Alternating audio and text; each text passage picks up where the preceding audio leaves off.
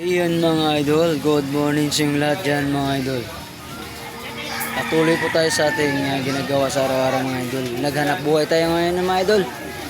Kasi mga idol, alam nyo naman, marami tayong utang na binabayaran. Sana tuloy-tuloy na ang init mga idol kasi para naman mga idol, tuloy-tuloy din ang ating hanap buhay mga idol. So ayan mga idol, like, follow and share na rin po sa ating mga video mga idol ha. Hi ma'am, good morning sa inyo lahat ma'am, sa inyo po. Pili lang. 50 lang ma'am. Ilan po?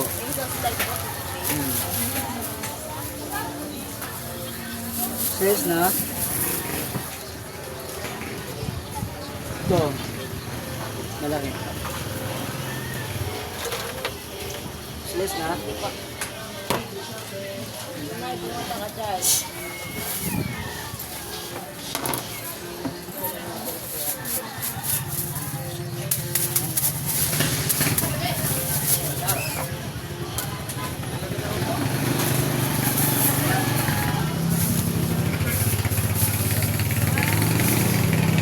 Salamat.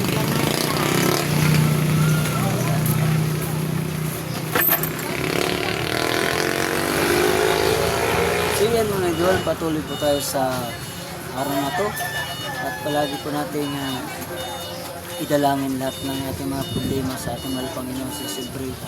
Ang dasal, walang bayad yan, pero may sukli mga idol. So yan, good morning sa lahat mga idol.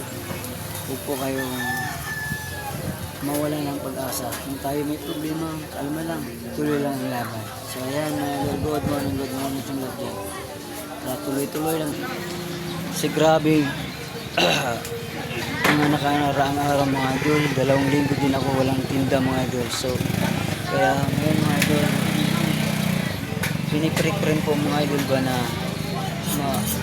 makaano man lang mga idol, tuloy-tuloy na ang init para tuloy-tuloy na ang ating anak buhay. So ayan mga idol, yan o.